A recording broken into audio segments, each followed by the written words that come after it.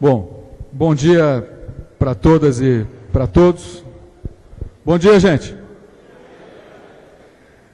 Eu quero agradecer o convite que a Sumogy nos faz para participar desse seminário. Cumprimentar, portanto, o Antônio de Azevedo Sodré e, além dele, agradecer o convite através do Dr. Fabrício, que é o professor da Faculdade Anhanguera, que nos oferece esse espaço para falar sobre as novas regras do Código Florestal.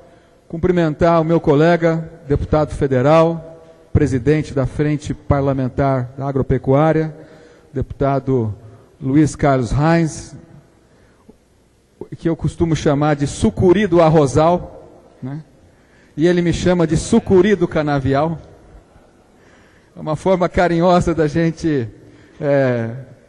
mostrar as raízes das culturas e daquilo que os nossos estados têm como destaque na produção agropecuária. O Reis me acordou hoje cedo e disse que desde as 6 da manhã já estava tomando chimarrão. A doutora Samanta Pineda fala que ele é um gaúcho falsificado, que ele não toma chimarrão, não toma mate, fala que toma e não sabe fazer dança gaúcha. Todo gaúcho sabe também, né? Mas é uma boa figura, alguém que tem um carinho, e aprendi muito com o deputado Reis e tem feito um trabalho de liderança na nossa frente parlamentar, que talvez seja a maior frente parlamentar do Congresso Nacional, que tem um peso político muito grande. Cumprimentar o prefeito Paulo Blaschi, e além do prefeito Paulo Blaschi, a prefeita Renata Braga, prefeita de Porto Ferreira, o Vadinho Marchiori, prefeito de Santa Cruz da Conceição, saudar o ex-prefeito Dorival Braga, pai da Renata, que foi meu colega deputado estadual e hoje é vereador em Porto Ferreira, meu amigo. Cumprimentar o presidente da Câmara, Otacílio, presidente da Câmara Municipal da cidade de Pirassununga, e também o vereador Jefferson e o Léo. Cumprimentar o vereador Ricardo, de Santa Cruz das Palmeiras. Saudar a Patrícia, nossa querida vereadora de Porto Ferreira, minha amiga, companheira. O Beto Tofetti, que acompanhou, como lembrou o deputado Reis, cada passo, né, da discussão, das votações na Câmara e no Senado, e é um líder da Federação da Agricultura, companheiro também de ação partidária, e vereador hoje na cidade de Batatais. Saudar o Ismael Perina e o Manuel Hortolã, dois extraordinários companheiros do setor da cooperativa, do setor dos produtores independentes do nosso estado. Cumprimentar o padre João Bosco, que fez a oração e a saudação inicial. Nosso estimado prefeito, sempre prefeito de Pirassununga, Ademir Lindo, meu companheiro de partido, alegria vê-lo aqui também. Cumprimentar a Naja, agradecer a organização, saudar a Marta Chaim Portas, da Secretaria do Meio Ambiente, o João Batista Oliva, que também faz a apresentação aqui conosco, não esqueci de ninguém. Vou fazer uma apresentação bastante enxuta, são 9 projeções, peço a próxima. Eu vou falar sobre as consequências positivas do Código Florestal, não vou entrar em muito detalhe técnico. Nós, legisladores, aliás, falei isso agora para os prefeitos, os prefeitos, os governadores, o presidente da República representam a maioria, porque ganharam a eleição. Os legisladores, o Congresso, o Parlamento, representam a todos. E, portanto, não há um desbalanço, um desequilíbrio entre a vontade da maioria e a minoria. O Parlamento representa a todos, representa a sociedade. E é por isso que o novo Código Florestal é um resultado de uma discussão que não só começou lá atrás, em 2001, 2000, como lembrou o Reis, em 2002, com a vigência da medida provisória 216667 e as suas alterações posteriores, criando um embaraço jurídico enorme, impraticável na prática. O doutor Otacílio, promotor aposentado, sabe dessa confusão jurídica, que o novo Código Florestal, por força da vontade da sociedade, veio resolver. Isso não aconteceu da noite para o dia.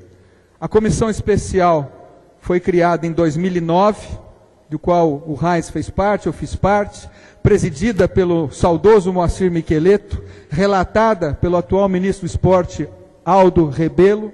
Faço aqui um registro também importantíssimo. O deputado Nelson Marcheselli, nosso colega desta região, teve um papel fundamental para que nós pudéssemos atingir os objetivos e os resultados no atual Código Florestal, nosso companheiro da região. Quero fazer o registro meritório ao Nelson. E votamos a matéria em maio de 2011 na Câmara dos Deputados. Depois ela foi apreciada em dezembro de 2011 no Senado Federal, sofreu alterações, voltou para o Senado e foi aprovado em abril de 2012, sofreu 12 vetos da Presidente da República, que ditou a medida provisória 571 para regular determinados dispositivos que foram alterados, e ela entrou em vigor e nesse janeiro desse ano está com 3 ações diretas de inconstitucionalidade feitas pelo Ministério Público Federal na área de reserva legal, APP e das anistias, né, que é o que nós vamos procurar aqui comentar. Antes que eu me esqueça, dizer ao deputado Luiz Carlos Reis que todas as imagens do Estado de São Paulo, de todas as 645 cidades, numa escala de 1 para 1000, já estão disponíveis no site do Governo do Estado, no site da Secretaria de Agricultura, acesso livre, gratuito, para o uso que já foi recomendado de antecipação do processo de regularização ambiental aqui do nosso Estado. Então, São Paulo já disponibilizou, o Governo do Estado de São Paulo, o governador Geraldo Alckmin, todas as imagens na escala de 1 para 1000, para os nossos produtores já anteciparem esse processo de regularização. Nós temos um cenário que o Brasil é um dos maiores produtores de alimento e energia renovável do mundo. O Estado de São Paulo é a maior plataforma agrícola do Brasil.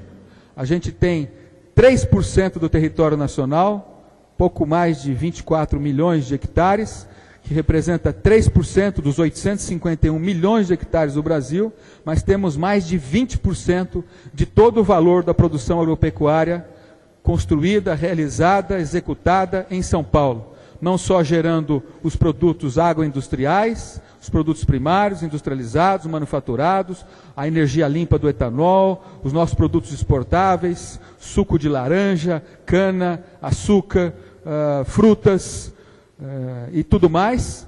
E qualquer impacto restritivo e proibitivo, fazendo com que a gente retroceda na nossa produção, vai criar impactos sociais, econômicos e fiscais para os municípios e para as receitas do nosso Estado e para o transporte de recursos que nós levamos para o Brasil de uma maneira muito significativa.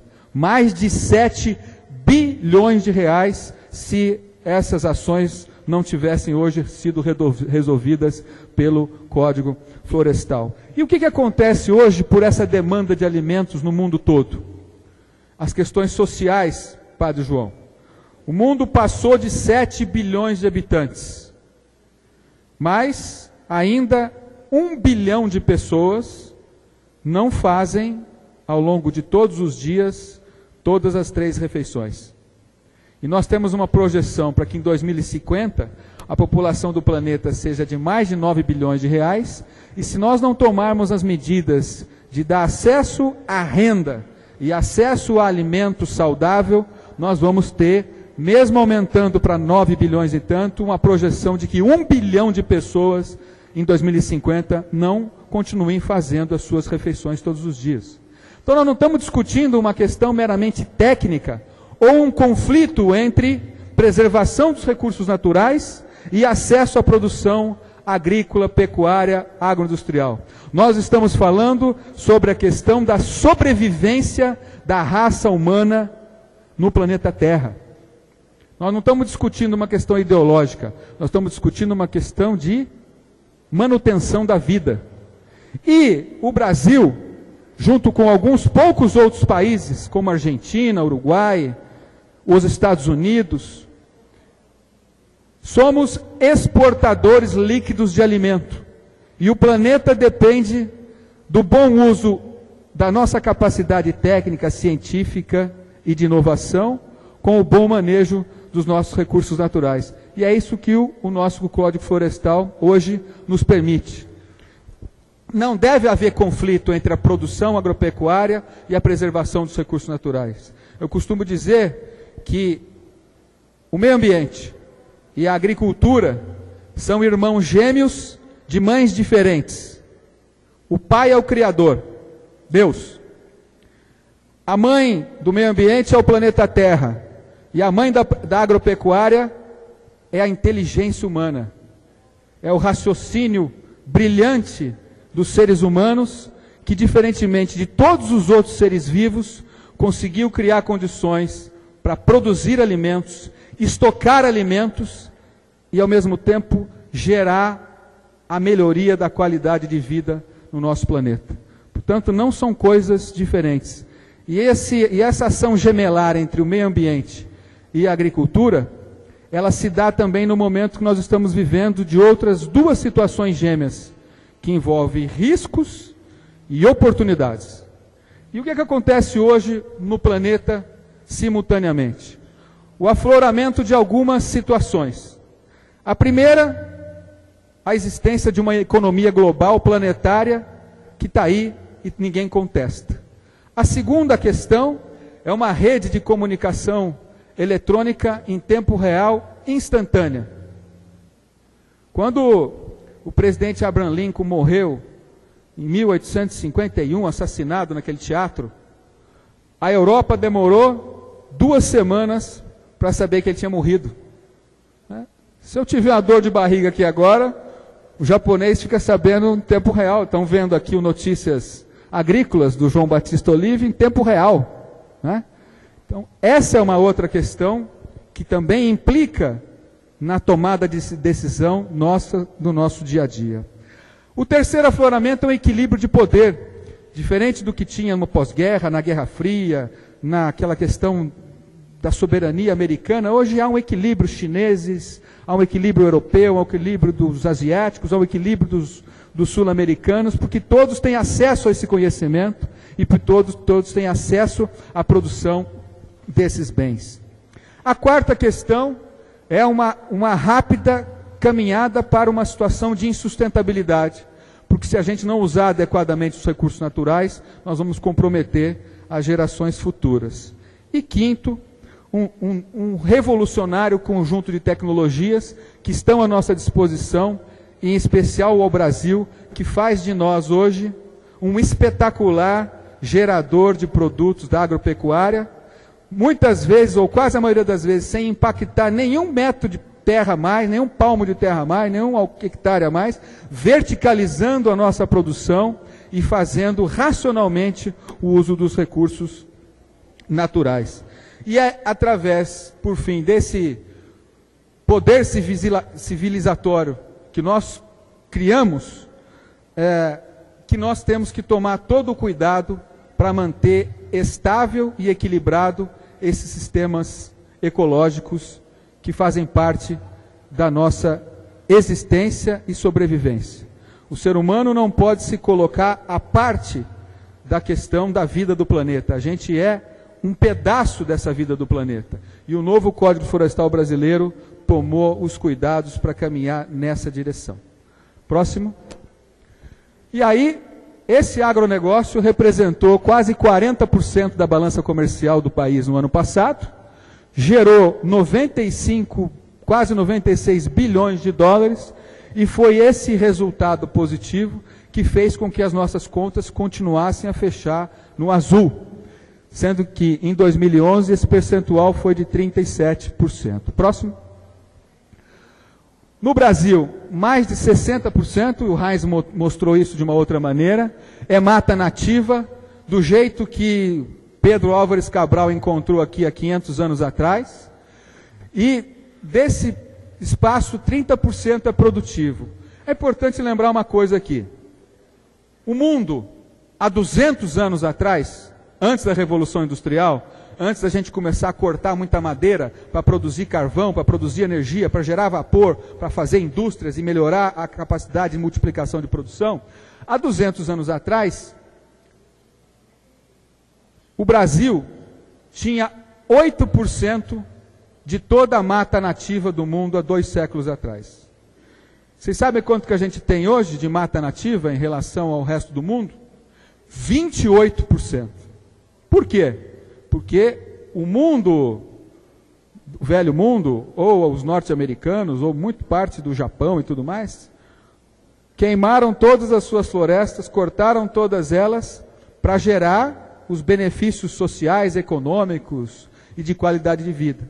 A gente teve, por questões históricas, condições de mantê-los intactos numa proporção que nos permite garantir a sua existência, a sua conservação, parte deles preservados, ou seja, intocados, mas utilizar do uso de novas tecnologias, melhor qualidade de energia tropical do planeta, verticalizar, sem ocupar áreas de florestas, ocupando áreas, como lembra a secretária Mônica Bergamaschi, de pastagens degradadas, que no nosso estado são de 7 milhões e 400 mil hectares, somado aos 5 milhões e 800 mil de cana-de-açúcar e de mais de 1 milhão de hectares de floresta plantada, etc., etc., faz do nosso estado uma espécie de vitrine de bom uso dos recursos naturais e, ao mesmo tempo, da boa aplicação, certamente, do novo Código Florestal. E, representando aí 35 milhões de hectares de áreas de APP, que são as áreas sensíveis, que precisam ser, de fato, preservadas, diferente da questão da reserva legal, que pode ter uma outra interpretação estruturante. E a intenção do novo Código Florestal é recuperar essas áreas que sejam realmente importantes a um custo menor, o que quer dizer buscar proteção e uso sustentável das florestas e da vegetação nativa em harmonia com o desenvolvimento econômico. Próximo. Os gargalos. Antes, toda a nossa produção agropecuária era regida por uma legislação antiga, que era o Código Florestal de 65, e as alterações que vieram na forma de medidas provisórias e alterações legais posteriormente. Eu não diria o exagero de demagogia ambiental, mas eu diria com certeza uma total impossibilidade de cumprir essa lei. Você finge que aplica e eu finjo que respeito. Porque da forma como estava, não havia a menor condição, no mundo real das coisas, de que a legislação pudesse ser aplicada na prática. E daí, o que faz a sociedade quando isso acontece? Ela pega os seus representantes legitimamente eleitos e repactua com ela própria quais são os compromissos que ela quer fazer para com ela própria, para, neste caso, o bom uso dos recursos naturais, mas em contrapartida haver oferta de alimentos e de produtos agropecuários a preços módicos para fazer o abastecimento das nossas necessidades e gerar os excedentes exportáveis para o bom saldo da nossa balança comercial. E com a aprovação do novo Código Florestal, nós avançamos, portanto, significativamente na possibilidade de regular e recuperar essas áreas de preservação permanente, sem o impacto deletério, prejudicial, de ter que congelar áreas e não produzir, e não recolher impostos, e não gerar empregos, e não avançar no nosso bem-estar. Próximo. Aí, o Código Novo trouxe essa estabilidade, esse equilíbrio entre a responsabilidade de preservar ou conservar e a garantia do desenvolvimento econômico social, e pôs fim à insegurança jurídica no campo, garantindo aos pequenos e médios produtores a permanência na atividade. Sendo que, repito, 90% encontrava-se na ilegalidade, caso isso não pudesse ter sido realizado. E toda lei nova, ela demanda um período de absorção, de adaptação, de ajustes, de controvérsias de jurisprudência ou de interpretação dessa própria lei. E o que nós temos que ter agora é muita calma e, ao mesmo tempo, muita racionalidade para que esses conflitos, que são infinitamente menores do que aqueles originais lá de trás, que praticamente inviabilizavam para colocar na mesma mesa quem tinha posição diferente, hoje nos permite ter um diálogo com a ministra do Meio Ambiente, com o secretário do Meio Ambiente, com a secretária da Agricultura, Mônica Bergamaschi, e o secretário Bruno Covas, e a ministra Isabela, com o ministro Antônio. Enfim, avançamos bastante. Próximo. E o texto, repito, não permite qualquer tipo de desmatamento em área de preservação permanente, ressalvado aquelas de interesse social, por decisão de força maior, e as atividades já consolidadas nessas áreas serão automaticamente mantidas, que há esse esforço daquilo que foi dito pelo Heinz, da aplicação do direito adquirido, das áreas consolidadas e dessa interpretação das propriedades de até 4 módulos fiscais. E pela primeira vez foi dado valor ao mato em pé. Nós estamos criando valoração para aquele que tem a área preservada. Porque até então, o que você ganhava em manter preservada parte da sua propriedade? Do ponto de vista econômico, nada. Agora, abre as portas para o pagamento por serviços ambientais, abre as portas para você ter uma diferenciação na redução das taxas de juros, na hora que você for buscar financiamentos para ampliar a sua produção agrícola, ou fazer o seu custeio, ou investir em armazéns, em maquinários e tudo mais, e incentivando as boas práticas de produção. Só para a gente ter uma ideia bem resumida, em 1934, quando teve o primeiro código, aquela reserva florestal não era uma reserva ecológica, era uma reserva de energia. Na década de 30, a preocupação, pós-Primeira Guerra Mundial, era ter energia reservada na forma de madeira, e você tinha 25% naquela época da propriedade.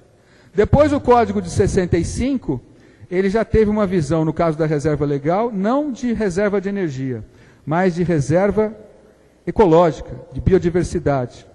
O que fez o novo código agora é avançar nessa questão de preservação ambiental, de biodiversidade e de importância da questão dos recursos naturais, do seu bom manejo, mas inserir o conceito de sustentabilidade. Preservar o meio ambiente, mas garantir o desenvolvimento social, humano e econômico. Por fim, próxima. As considerações finais é que a União não vai ser excluída da definição das regras do Programa de Regularização Ambiental. Não há anistia para produtores rurais, não é correto afirmar que o Código tenha perdoado.